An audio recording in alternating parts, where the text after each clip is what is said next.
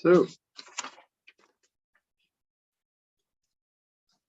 good afternoon, everybody, ladies and gentlemen. I open this academic ceremony in which Konstantinos Ioannidis will defend the academic thesis, Taming the CHIMERA-HYDRA, a multifaceted analysis of problematic use of the internet and eating disorders. I welcome, of course, the candidate and wish him lots of success. I welcome the supervisors, that is Professor Chabanovska, Professor Chamberlain, and Dr. Roman Urastarazu. And of course, welcome to the opponents and everybody online. And first of all, I give the candidate a maximum of 15 minutes for a presentation about the work presented in the manuscript. Mr. Konstantinos Ioannidis, the floor is yours.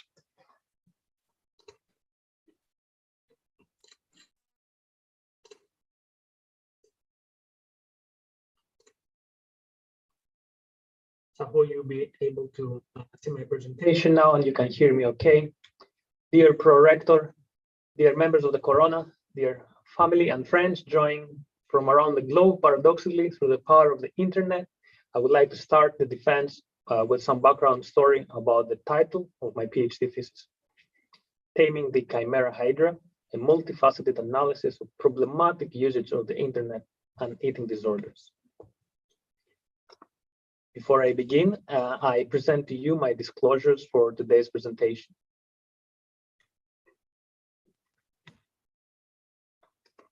And now I want to take you back to ancient Greece and the mythological stories about the monstrous chimera, the legendary creature with an ensemble of features from a goat, a lion, and a dragon.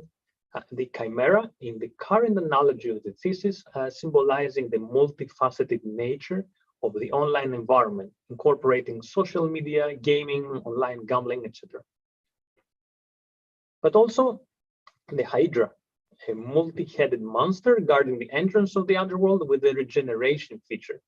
For each head severed, two more would appear before Hercules managed to defeat the monster as one of his 12 labors. In the current analogy, the Hydra symbolizing the everlastingly changing nature of the online environment. And both creatures amalgamized together, symbolizing the challenge that lies hereby for clinicians, public health specialists, those who lead legislation, how to tame the creature and prevent harms from online usage. Now, beyond the myth, the symbolisms, and the title, they are crucial and pertinent questions relating to the interaction between the internet and mental health. And now I'll go through the definitions, go to the theory of the thesis, following by methods and results of the work under consideration, and we'll close with discussion, including the limitations and implications at the end.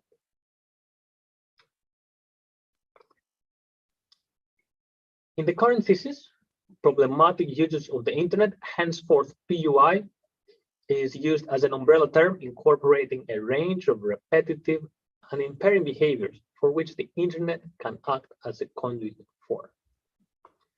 The internet, of course, as shown on the graph on the right-hand side, being an unstoppable force, which is undeniably, immeasurably, and irrevocably changing daily life across the world in the 21st century.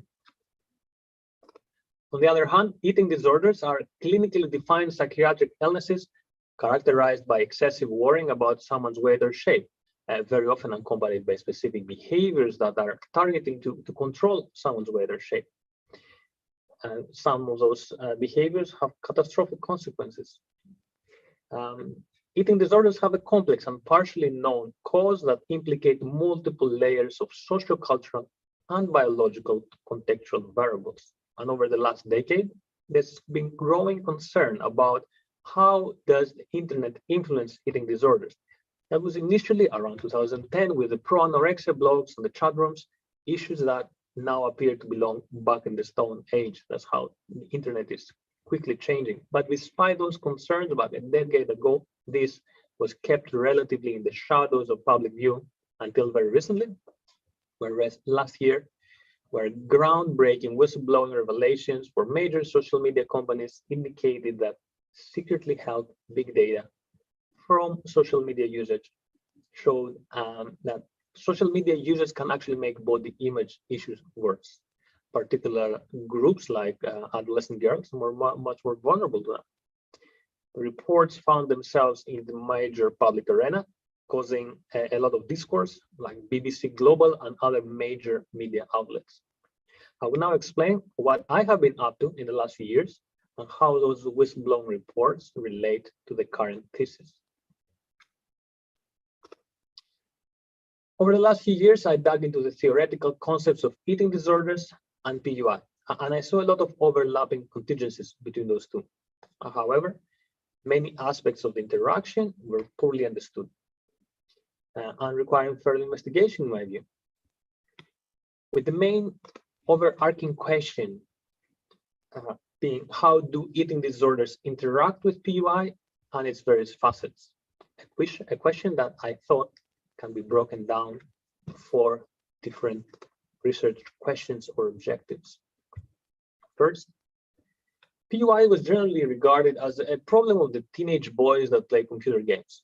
I thought I needed to establish PUI as a multifaceted concept, which forms research objective number 1. And I tackled this via the first study of the thesis. Second, I need to explore the biological validity of PUI and inform its theoretical conceptualization. And I tackled this with the second study of the thesis, investigating the neurocognitive signature of PUI. Then I closed out to the interaction between eating disorders and PUI by examining and pulling all available evidence to provide a state-of-the-art for the association between those two, including any possible identified causal effects, which are broken down in the scoping review. Finally, what is the particular structural influence of PUI on the relationship between dimensions of behavior like sensation-seeking impulsivity and eating disorders? Without further ado, I'll move on to the methods used in this thesis. Those were purely quantitative, using data from cross-sectional online surveys and using statistical analysis like regression analysis, structural equation modeling, and machine learning. They were also mixed, using a meta-analytical approaches, which aim to pull evidence from existing studies, and the meta-analysis having a quantitative component like a meta-regression, but also quality control. Also using more purely qualitative approach like a scoping review approach. Moving on to results, our hypotheses were by and large confirmed across the board. In the first cross-sectional online survey, it showed that statistically that PUI exists as a multifaceted and age-related concept. And we identified specific facets of usage associating with PUI, for example, social media use, facets which sometimes and in some particular age groups were bearing a stronger association as compared to, for example, gaming, that busting that myth that gaming is about PUI is about gaming in adolescent boys. The second study, we showed cognitive deficits in the PUI group when compared with healthy volunteers and examined cross-sectionally. Those cognitive deficits in attentional inhibition, working memory, and other cognitive domains, they provided that evidence that was necessary for the conceptualization of PUI and also enhanced its biological plausibility. In the third study, I established the state-of-the-art between the interaction, so showed that eating disorders and PUI are associated statistically significantly, and multiple facets of online usage are relevant in the understanding of this relationship. For example, social media use, pro-eating disorder content, cyberbullying victimization, image-based gaming, etc. And also discussed the putative effects. Finally, in the second cross-sectional online survey, I established the structural role that PUI has as being important on influencing the association between eating disorders and behavioral determinants like impulsivity and obsessionality. And that structural role actually being that of a partial mediator. So if we go back to the knowledge gap figure, the 5 studies included in the thesis are represented here by numbers from 2 to 6, following the book structure and excluding the introductory chapter, provided unique insights for PUI and its interaction with eating disorders and related psychopathology on many levels of understanding. Of course, as is always the case, this work has not been without its limitations. The cross-sectional study designs are not able to address causality, meaning that just because 2 things happen at the same time, this does not equate that one causes the other. Of course, the online format of the surveys means that recruitment is always biased towards tech-savvy participants, which has implications about the generalizability of the results. Also, a crucial limitation which gives us ammunition for future studies is the lack of clinical level data. That's a very important limitation, and it applies to both our designs, but also in the meta-analysis. Unfortunately, the meta-analysis approaches can only be as good as the respective studies from which you pull results from. Finally, another limitation comes from poorly explored clinical comorbidities, which may in part explain the observed relationships. And this has been a cornerstone guideline for future studies directly stemming from the work of this thesis. So summarizing our thesis discussion here, multiple facets of online usage are relevant for the understanding of the interaction between PUI and eating disorders. And research so far has focused on the interaction with specific eating disorder symptoms. Of course, those symptoms are those that fuel the common clinical manifestations that we see in our clinics in our day-to-day work. The whistleblowers are calling for causality in the direction of online usage causing body dissatisfaction. And indeed, in our scoping review work, we identified a number of experimental and prospective studies which attempt to tackle the same question via controlled conditions with a manipulated content that in the case of experimental studies, but also with longitudinal designs that enable the investigation of temporal change in the parameters of interest, both suggesting that putative effects do exist in that specific direction. To conclude, this thesis has many implications. For example, how do we practice our clinics? How do we allocate health resources when we do our service design? But also how we train the new generation of doctors, psychologists, mental health workers, teachers, those who are able to potentially make a difference on how we tackle this issue on the ground. But also, how do we protect the public by considering the interaction as having public health relevance? And ultimately, how we inform our legislative or regulation practices to minimize internet harms for the population. I will now close by saying a massive thank you to my collaborators, my supervisors, and my colleagues who made this work possible. And I will now give back the floor to the pro-rector.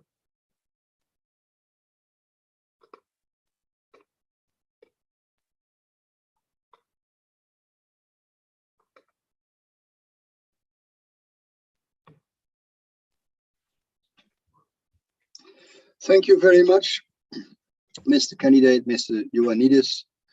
We are now starting the opposition, and the first opponent is Professor Brandt, who is also the chairman of the assessment committee, and he's a professor of European public health in the University of Maastricht, the Netherlands. Professor Brandt, the floor is yours. Thank you, Pro-Rector. Dear candidates, thank you very much for this presentation. Well done, precisely on time and summarizing up what your work is. I'm very much interested in what to do now. And being a former legislator too, of course, read your thesis with interest regarding your suggestions. If I understand it right, internet use is not the reason for eating disorders, but it seems to make things worse. And you, on the other hand, said also, oh, we don't know about causation. Understood. But on the other hand, you ask not only to regulate the content of the internet, but also the structure. So my question is if you can elaborate a little bit on the structure, and adding a second part to it, well, things might even get worse when we come to the age of virtual reality. How would you anticipate the situation there? Any other things to be considered, or is it just the same in a different fashion? So 2 parts. First part, you suggest not only to regulate content, but also structure. What do you mean by structure and what does it mean? And looking ahead at virtual reality, what would you suggest or what you anticipate here? Dear highly esteemed opponent, you raise a question that has 2 different parts. I'll try to tackle the first part, and then I'll move on to the second part that relates to virtual reality and where do we head with this digitalization in Europe and across the world.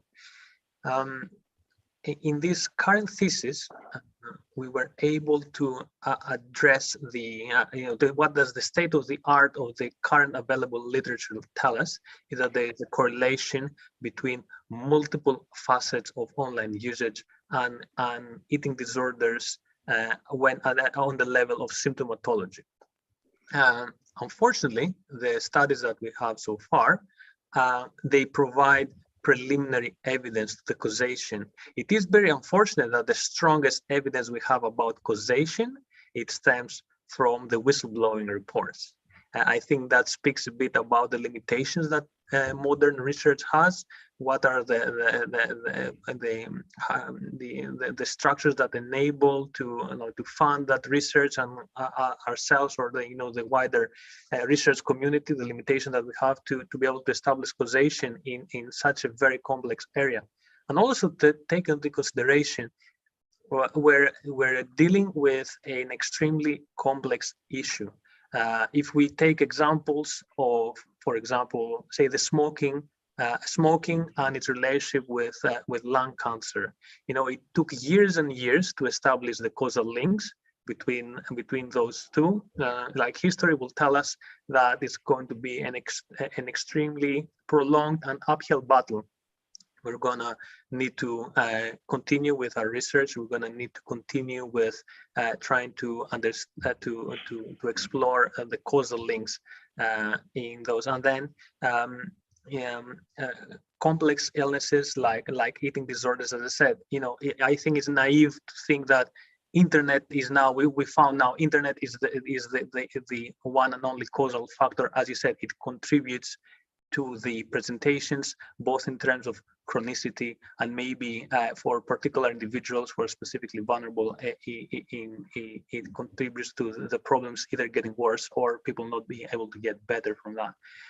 So when we move on to trying to address that on a legislative level, again, it's extremely complex because it's not as straightforward as to say we need to ban people from accessing this content, or we need to ban from a specific company, because by the time you move on to do that, we know that the online environment has already changed.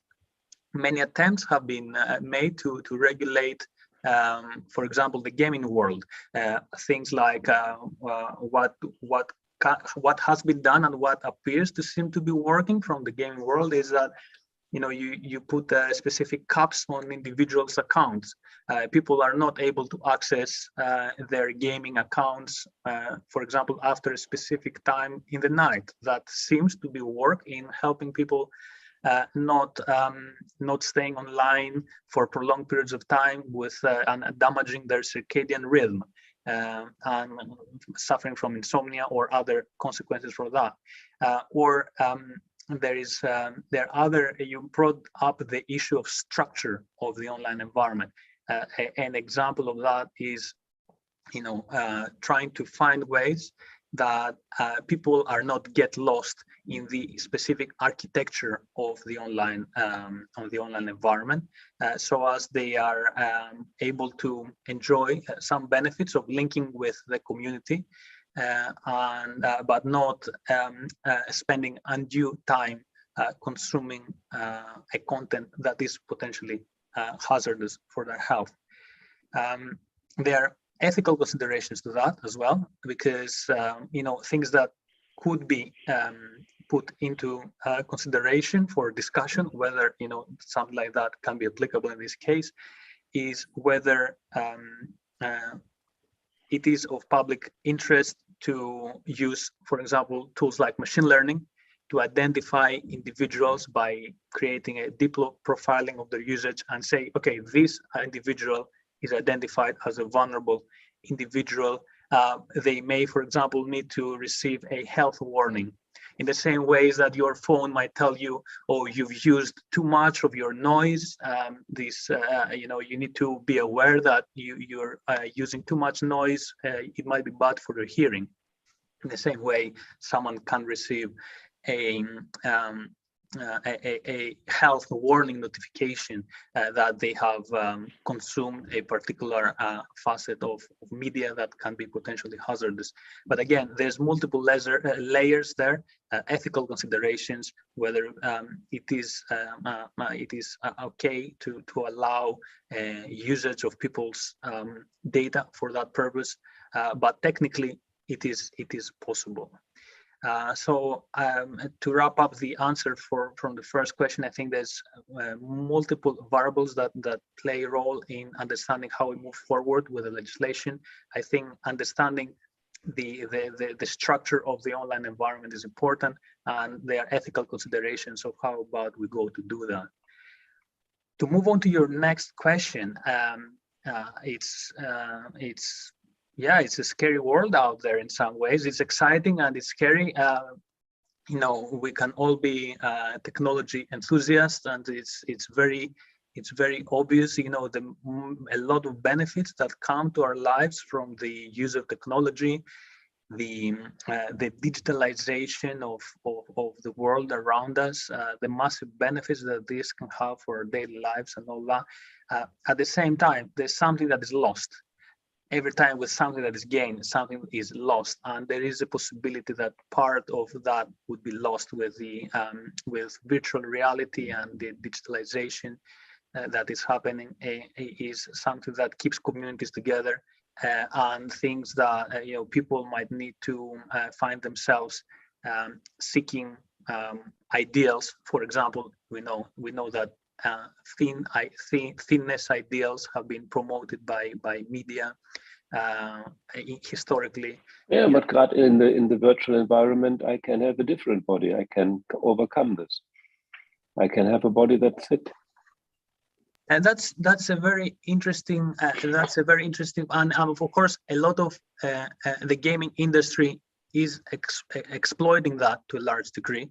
The fact that you can accessorize, the fact that you can have an experience of, say, a hero with an avatar and all that provides. I would only argue here that the preliminary evidence that comes either from experimental research that has used gaming in young populations or gaming that is what they call image-based gaming, they all point to the direction that at least when this is measured on a quantitative, like how much time is spent on that platform or that game, they're all associated with body image dissatisfaction for children and young people. So I would say there's a warning sign there about those applications. Okay, thank you.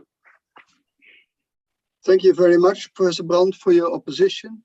Now we come to the following opponent, who is also a member of the assessment committee, and that's Professor van der Broeke. He is professor at the Faculty of Psychology and Education Sciences in the Catholic University of Leuven, that's in Belgium. And I thank you for coming all the way from Leuven. The University of Maastricht is always glad to have people from abroad. The floor is yours, Professor van den Broek. Thank you very much. Dear Mr. Candidate, let me start by expressing my appreciation for the work you have done, which I've read with very much interest. I think it consists of a very coherent, well-structured series of good studies. And the topic, of course, is very much of importance to public health and clinical interventions as well. But of course, my role is to have to ask you some questions. And I would like to start with a question about the definition that you use of problematic internet use. You have, not only in your thesis, but also today in your presentation, defined it as an umbrella term, which incorporates a range of impairing behaviors. But in your thesis, you also state at some point that it is often referred to as internet addiction. Now, the latter, I think, is a bit restricted in terms of view, and I think not all researchers would agree that problematic internet use is the same as addiction. And you yourself refer to obsessive compulsive behavior, impulse control behavior, so you see it, I understand, more broadly. But when I look at your operational definitions, both in your reviews, where you consider also addiction, but also in your empirical research, where you use, for example, the internet addiction scale, I somehow get the feeling that you drift a bit back to the idea that problematic internet use is very much like an addiction. So I appreciate on the one hand that the terminology is not very clear yet and not consensual, but on the other hand, I would like to know your view. Is problematic internet use almost the same as addiction or not? And if not, can we actually assume that the same processes are underlying these different forms of problematic use? That's my question. Dear highly esteemed opponent, you raised the important question of the conceptualization of problematic use of the internet, also historically very much referred as internet addiction. And you make the point that much of this, the operationalizations, but also the conceptualization of PUI is very much something that has been built on over the years, of the last few years. Particularly, the term PUI did not exist prior to the manifesto paper by Professor Feinberg and colleagues in 2018. That actually predates the first paper presented in the thesis. So that to some degree accounts for some inconsistencies in how some of those terms are used, and definitely not to be used interchangeably, because they're not exactly the same. Historically, when Professor Kimberly Young, now unfortunately not with us, but the pioneer of this work, back in 1995, coined the term internet addiction, and then he created one of the most widely used scales, more than 2,000 papers written on using that scale, the internet addiction test. So the risk by naming, you name the disorder, and then you create a scale and you name the scale, and then that in some ways anchors future discussions and future conceptualization. And there's a risk there because you're putting the cart in front of the horses, so to speak. And of course the risk there, and now how history has evolved and what now we're much more able to understand is that there are elements that are much more akin to other disorders, like obsessive compulsive disorder, and other, like in OCRDs, obsessive compulsive identity disorder, unrelated disorders. It's a slightly distinct family. But what is the most important element that I personally argue and would put forward is that one of the all the models, they bear those two very important dimensional components, the impulsivity and the compulsivity. And what appears to be extremely important, because those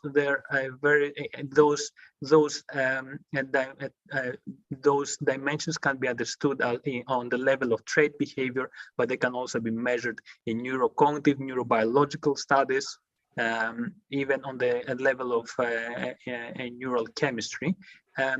You see that they are extremely important in the modern model of PUI. And I will argue here that the model proposed by Matthias Brand and colleagues, it's called the I-PACE model, is the most comprehensive explanatory model that can take this piece of work forward.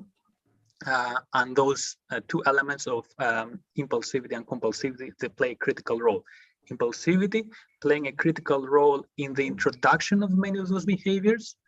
People who have, for example, a higher sensation-seeking tendency might tend to start playing games, or they start to engage with the social media in a way that is more reward-seeking, and they might develop a specific vulnerability to specific cues.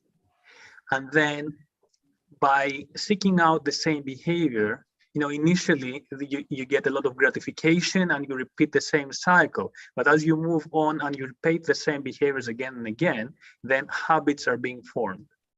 And then compulsive behavior is being established. And this is, of course, much more akin to disorders, as you mentioned, like OCD. So you move on from a state where gratification is more to a state where you compensate more, and you find yourself lost in a cycle, and a habitual compulsive cycle that repeats the same behaviors again and again.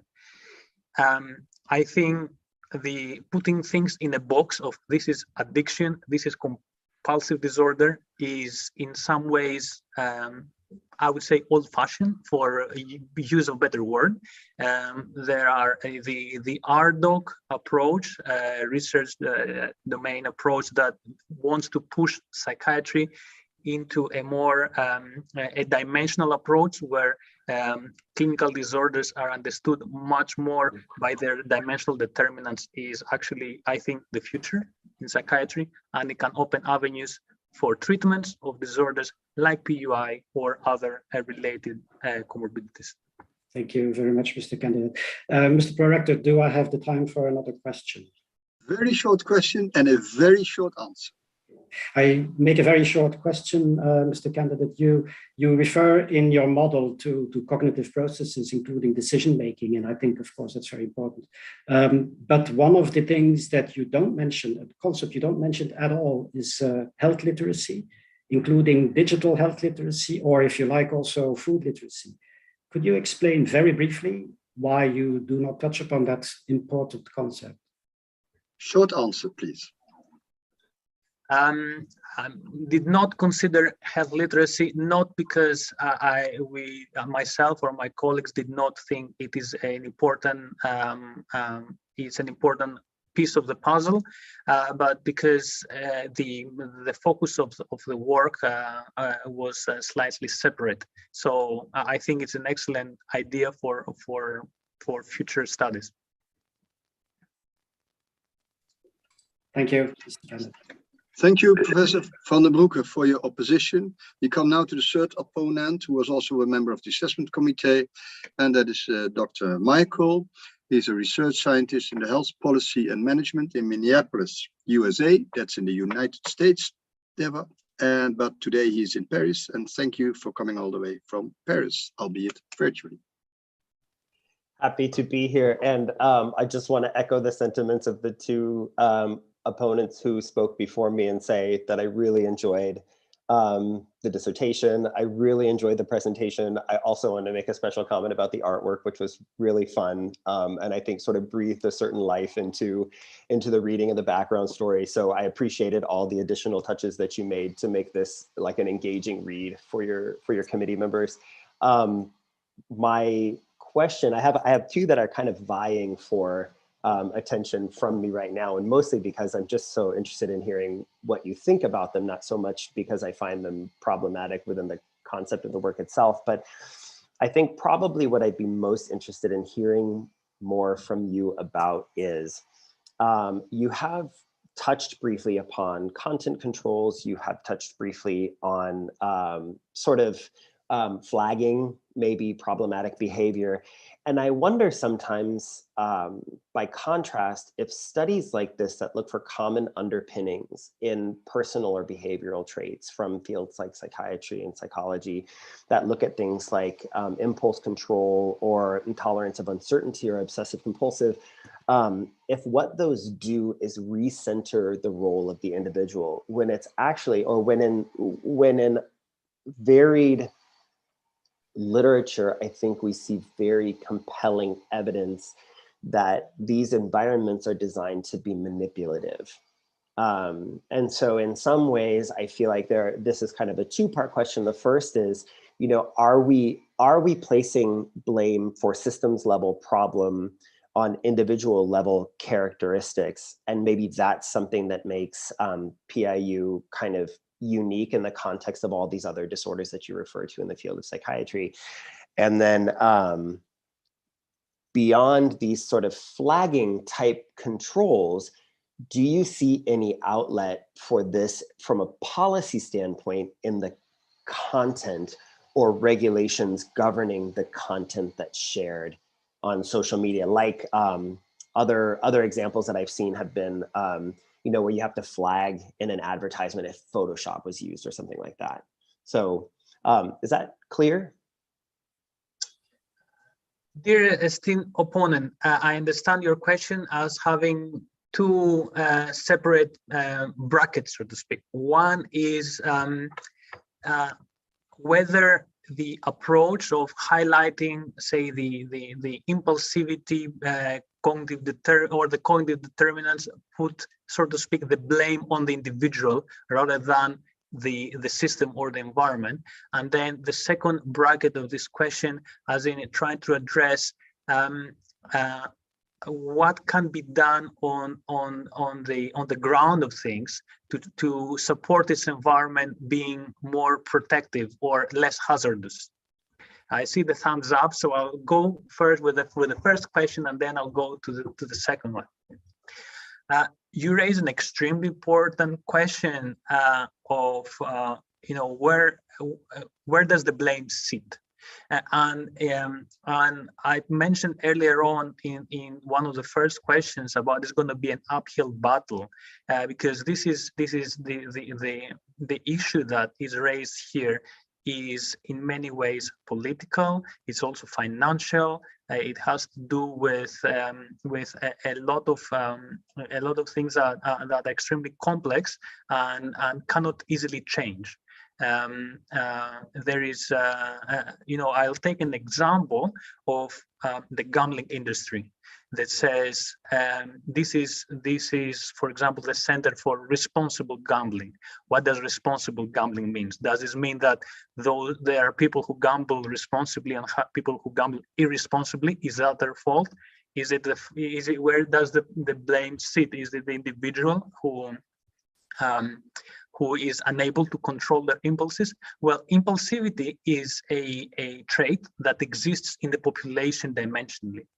And that is not going to change. This is determined primarily genetically, and then there are other aspects where you can modulate from there, but there's no going to be a future of a society without impulsive individuals. So there's always going to be vulnerable people, and a big part of this work, and why we say, okay, we've done this neurocognitive study, we see that the people with PUI actually have a lesser degree for motor inhibitor control. They have a lesser capacity for attentional inhibition. What does this mean? Does this mean, for example, that they're vulnerable? And if you put them in a specific environment, they're going to be stuck in this very repetitive and hazardous behavior for their academic life, for their personal life, vocational life. Are they going to throw away their money savings and destroy their marriage and to fall out of university? So of course it's not about putting the blame on the individual, but at this stage, and for the purpose of the defense of the thesis, is to identify, say, this is this is the correlation. People who are highly impulsive, this is what happens. They get they get stuck into these unhelpful cycles. And then, you know, we need to think about how we support those individuals on multiple levels. So where is the point that you intervene? Probably it's multiple points. It could potentially start from, say, school. You know, there's a lot of discussions around where we intervene on the school level to try to support people having different approaches or more resilient approaches to those behaviors. I will bring here the issue of health literacy because I had very little time to comprehensively address that. You know, health literacy, if someone is aware that those behaviors, those environments can be putatively hazardous, of course, I would guarantee that they would be more resilient towards developing some of these unhelpful behaviors. So health literacy, maybe starting from the point of like school programs, might be a point where we can intervene. But then moving on to the second part of our question, again, extremely complex. What people have tried, for example, is instead of saying, I'm going to ban this environment or I'm going to forbid this media company from because that's extremely complex and might also not work. We know that from for example, the addictions world. There's hundreds and thousands of what they call legal highs. You know, you ban a substance. You know, you might go like years of research or whatnot to arrive to a point where you ban a substance, and then there are 10 more that will appear, and they were spurred out like mushrooms in the online world. You know, it's extremely easy to do so. What people have tried, for example, is to use body positivity. You know, body positivity images or other ways that are more indirect to support the individuals have a more healthy relationship with the environment. And I wonder whether this does at least address somehow your second part of your question. So your suggestion would be counterbalancing, right? Is that what I'm picking up from you? Is like taking the negative content and counterbalancing it with oppositional positive content? Correct. Okay. Thank you very much for your opposition, Dr. Michael. Then we come to the following member of the assessment committee, that's Professor Milkens. She's professor of feeding and eating disorders in the University of Maastricht. And for today, she has also accepted the role of secretary, for which I'm very grateful. Professor Milkens. Thank you, Prorector. Dear Mr. Candidate, I consider your thesis a very well-written piece of work with an original and very timely topic. It provides some very important implications as well for, I think, also clinical practice.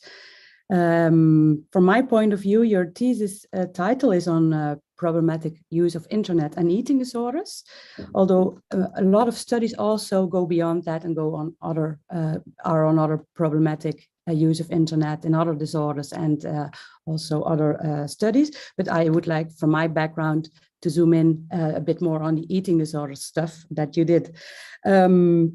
So in chapter 4, you summarize several aspects of this problematic use of internet, PUI, like pro-ana, fitness apps, diet apps, cyberbullying and dating and stuff like that.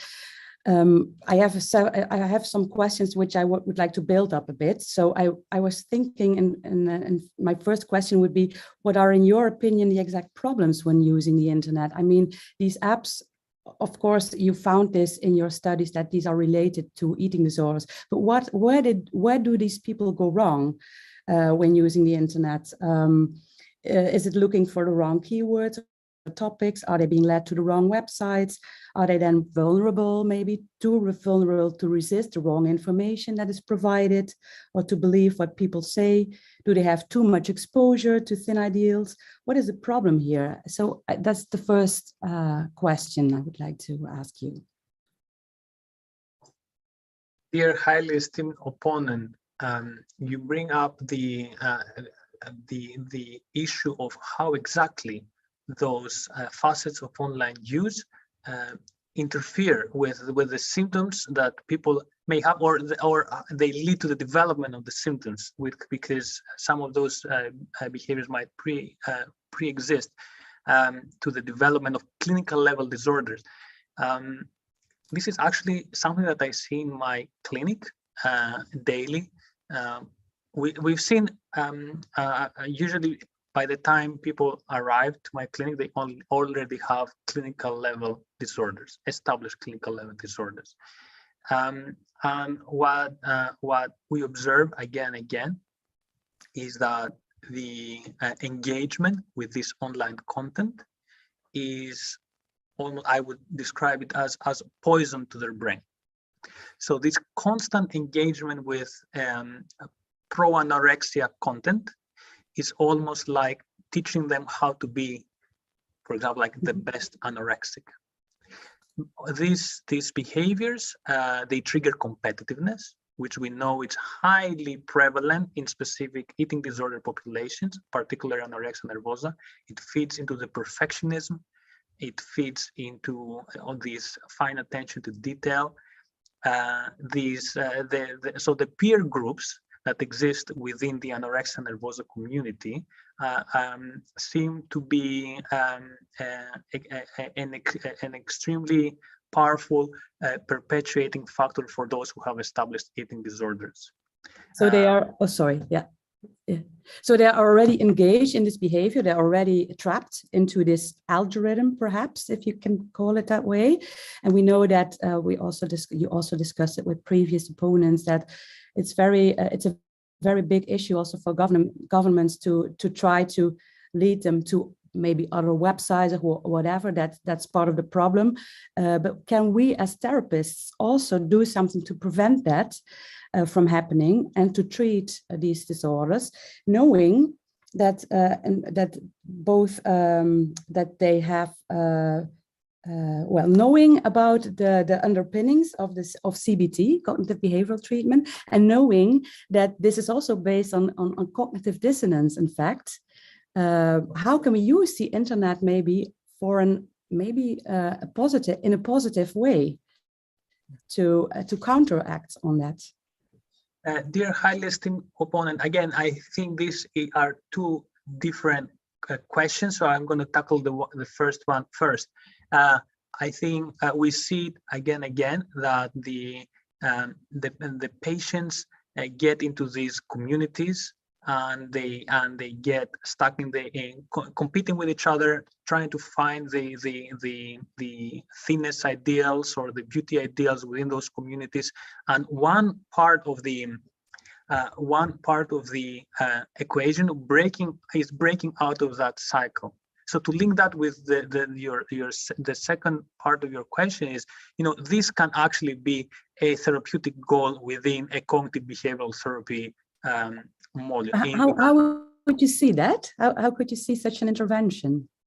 You had a lot of money, for instance. How would you do it? Yeah, I'm not regarding this as a distinct intervention that's going to exist in separate, like a separate clinic that will be delivering therapy for problematic users of the internet for eating disorders.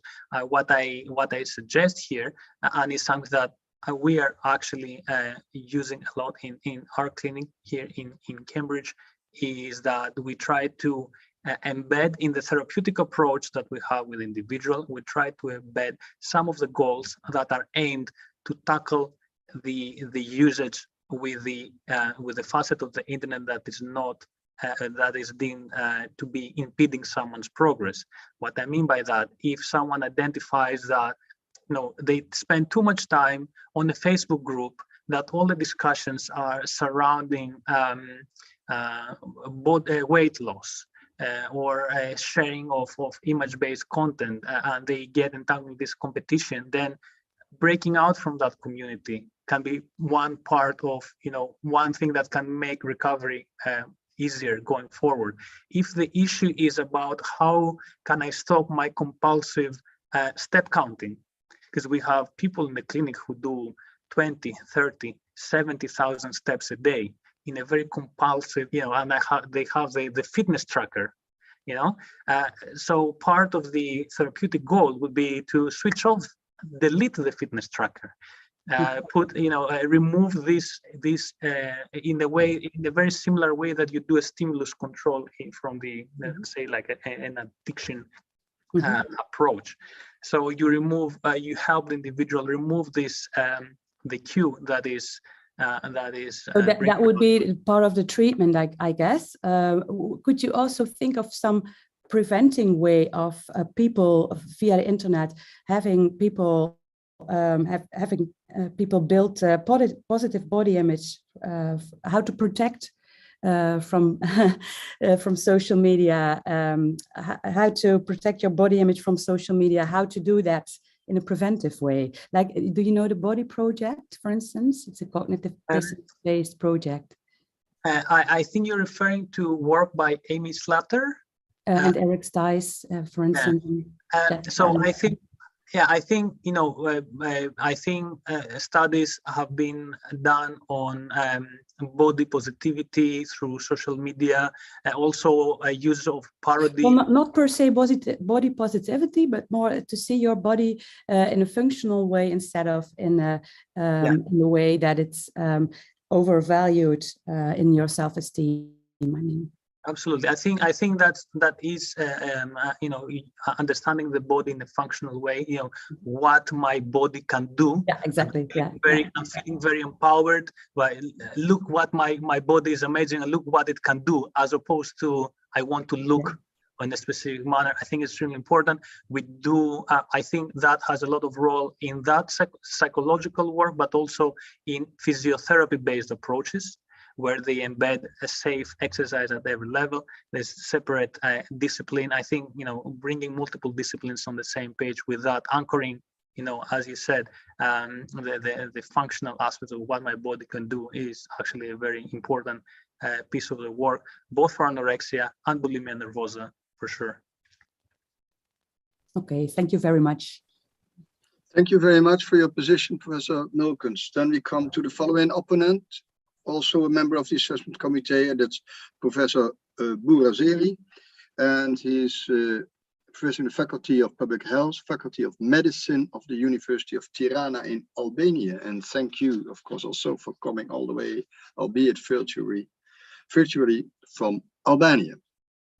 Thank you very much, Mr. Prorector. Dear Mr. Candidate, first of all, congratulations for your work. It's, as it has been said very diligently, it's a timely, straightforward, and mainstream topic, yet very well structured and interestingly written from your side. So well done indeed. It is a very nice piece of research, and I really liked it very much. I'm the last opponent, and my task, as Stefan said, is to ask you some questions. And being the last one, I have the honor and task, unfortunately, to ask you some nasty questions with regard to methodology. You are, of course, familiar with the GIGO rule, garbage in, garbage out. You said it yourself in your presentation and also in the text, very nicely covered in your limitations, in your thesis, that the analysis, the meta-regression, is as good as the studies analyzed are. Absolutely, we'll agree with this. However, at a macro level, so just putting it all together, how do you feel about this in regard to 3 points? So please take your time. We have, let's say, 5 to 6 minutes, I guess. Sample representativeness with regard to all the studies that you have included in your different chapters, papers, potential information biases, and the last one, the third one, which triggered my attention in your presentation. Of course, we agree with this causation limitation, but you made reference to the smoking example in one of the answers you gave to one of the opponents. It is a good and yet not as good as it is example, as long as the smoking, of course, it was at that time in the 30s, 40s, and early 50s. Of course, it was not a unilateral or uni-etiological, let's say, kind of research question, yet, if I can say so, less multi-etiological, far less multi-etiological, so much more, let's say, unidirectional. So it was easier to establish the causality. So please don't get me wrong, to the extent possible. Then it is the case now with this very hot potato that we are dealing with. The floor is yours. dear highly esteemed opponent, you raised the issue of methodology and the limitations that come from this, the concept of garbage in, garbage out, and the limitations that actually stem from two different points: the work that was done with novel data in this thesis, and the work that was done with meta-analysis approaches that aim to synthesize already existing studies. So I will start by addressing the first point about where how do I feel about specific aspects of the work, that there might be biases there. The way I understand this question is, how generalizable are those results? And what exactly that would be the buzzword. How generalizable are these results? Thank you very much. In regards to the multifaceted nature of the online environment, I think there's a lot of research out there that has very much replicated the work that is being presented in chapter 2. The trend is towards moving away from singly understanding gaming and incorporates multiple online difficulties. I think there's a lot of attention in the literature around social media use as another component, the overuse of pornography, and the online gambling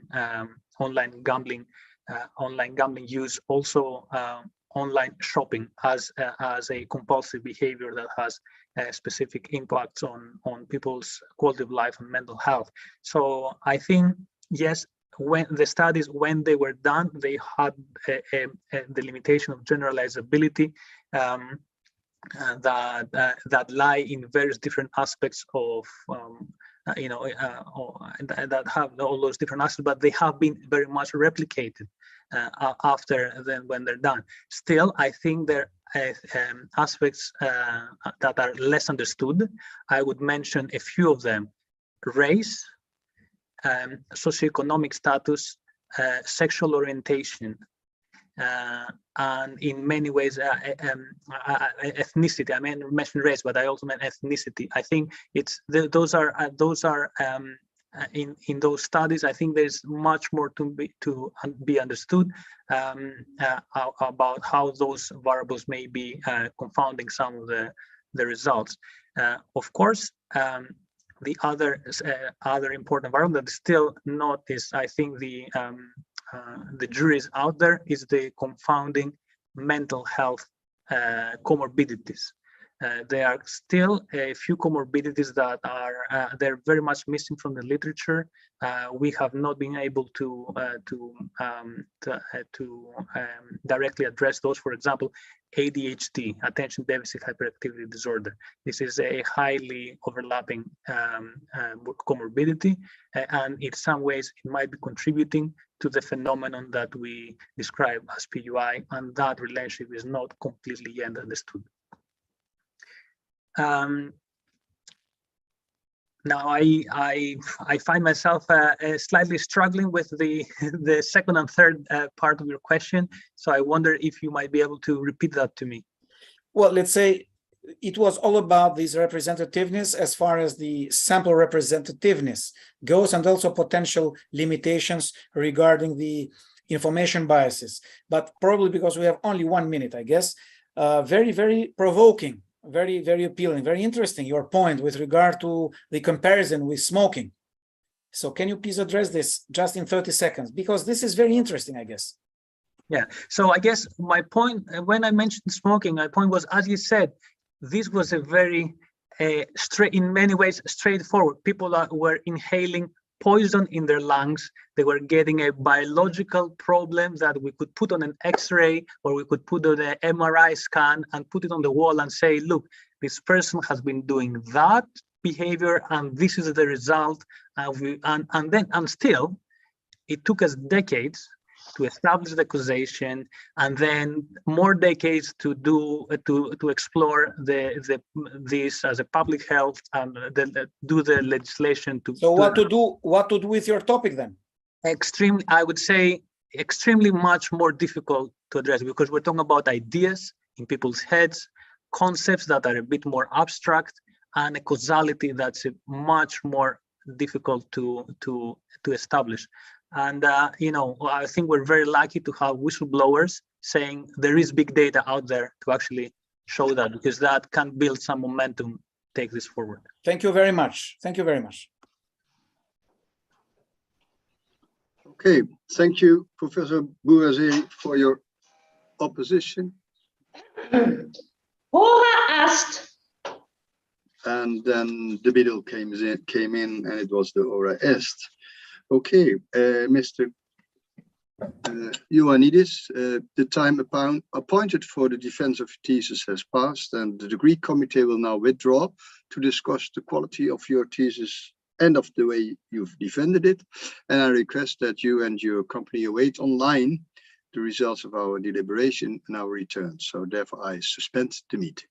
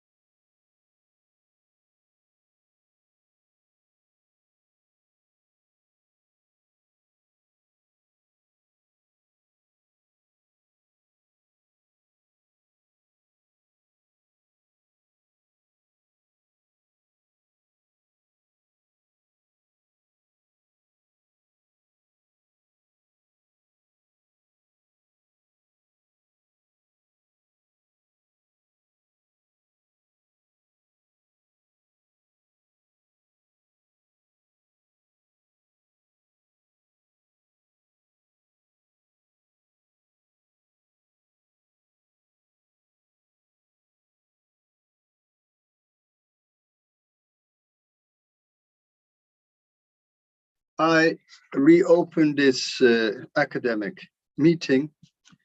Mr.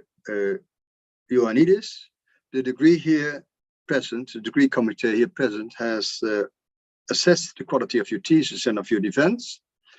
And in view of its positive verdict and taking into account your previous qualifications, the degree committee has decided to grant you the degree of doctor. And Professor Chabanovska is authorized to confer upon you this academic distinction in accordance with Dutch university custom. I invite her to now take the floor. Thank you, dear Prorector. And now I turn to Dr. Konstantinos Ioannidis. Do you promise to work in accordance with the principles of scientific integrity at all times, to be careful and honest, transparent, independent, and responsible? I promise.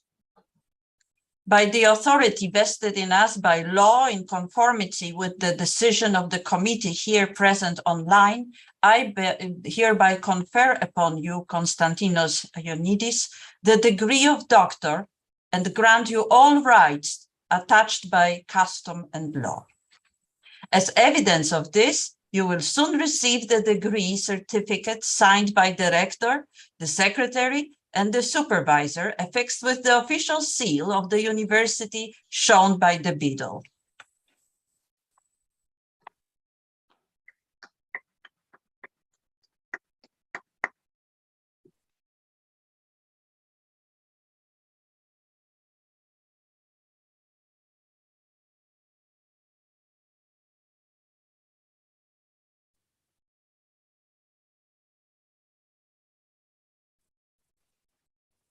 Thank you, Professor Chabanovska. The floor is yours for the laudation. Thank you very much, dear Prorector. And now, dear Dr.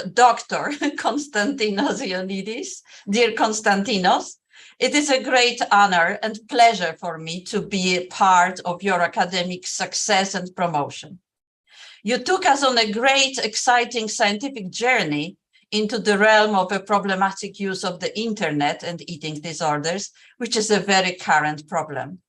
Your great passion for the topic, complex methodologies and models, and profound scientific curiosity was contagious. You have been a driving force for all of us, and we became curious together with you. I admire your academic vision and aspiration. Your research projects are of excellent quality, and you always tried to find ways to move from good to great. You are aiming high. So did your publications. You managed to publish in very prestigious journals such as Neuroscience and Behavioral Reviews, or psychiatry reports or psychiatric research. We all know that you span your boundaries doing your research together with a full-time demanding clinical work. But because you are so passionate about this work, it gave an impression that you were just playing music in time when you were not at the hospital. You are very humble, never complained, and just moved forward and gave us the impression that you are in full control and that we trust you and your progress. I mentioned music, as I know it is also part of your personal life. But I want to say that you are also very creative and artistic yourself. You combined your artistic skills with Greek mythology and developed very strong illustrations and graphic, which adds additional dimension to your work. You also have ability to bring together people, disciplined, different points of view and sectors, which should work together, who should work together, solving such multifaceted problems as problematic use of the internet. You also built your professional network. You participated in prestigious seminars and conferences to get inspiration and get involved with the scientific community in professional discussions, which helped solidify your confidence and position in the field. You personify optimism and perseverance. You are an authentic systems thinker. Congratulations, Konstantinos, with this splendid success. Let me extend my congratulations to your wife, children, and family. I'm sure they are very proud of you, as is your promotion team, Professor Samuel Chamberlain, Dr. Roman Urestarazu, and I. And I still have a pleasure to read a short laudatio from Professor Chamberlain, who unfortunately can't do it himself. It has been a true pleasure and a privilege for me to have the opportunity to work with Konstantinos for a number of years, including during his PhD. Completing this thesis has required Konstantinos to carefully balance a number of different roles and responsibilities at a particularly busy time in his life. In parallel to conducting his excellent thesis work, Konstantinos has been leading a busy inpatient treatment and unit for people with eating disorders. Konstantinos has also been contributing nationally to new gambling disorder treatment services in the UK, providing valuable expertise in service development and the use of digital tools. Konstantinos should be rightly proud of his exceptional high-quality thesis work and what he has achieved more widely. It is rare, in my experience, for an individual to show such a balance of research and clinical skills, empathy, kindness, leadership, and an ability to manage complex competing demands. I consider Konstantinos to be one of very few exceptional academic psychiatrists in this generation. It has been a pleasure watching his career so far, and I look forward to his future achievements as they unfold. Congratulations, Konstantinos. And I would like to ask Dr. Urestarazu, who is here with us, also to say a few words. Thank you, Kasia. So first of all, congratulations, Dr. Konstantinos. I think you've done an outstanding work. I also think that the quality and breadth of the methods and the work that you've done, it's outstanding. You were able to challenge yourself into producing in a relatively short time a very incredible piece of work, and I think the merit is all yours, considering, of course, as Kasia said as well, the complications of balancing a clinical career and the research that a PhD thesis of this quality entails. So merit is all you. Congratulations, and I'm sure you will be very successful in whatever you decide to do. Okay, thank you. Thank you all for this laudation and the very kind words. And Dr. Ioannidis, I congratulate you also on behalf of the Board of Deans of the University of Maastricht, and with the honor you have acquired. And I hope you can celebrate it. I think it's in Cambridge that the celebration will take place. I also congratulate, of course, your family and friends and your team, Professor Chabanovsky, Professor Chamberlain, and Dr. Roman Urestarazu. And I wish you a very good further career. I thank the opponents for all the work and coming online from all countries.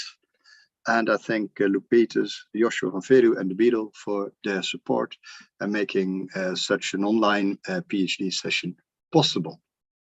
Having said that, I wish everybody well, and I close this academic session.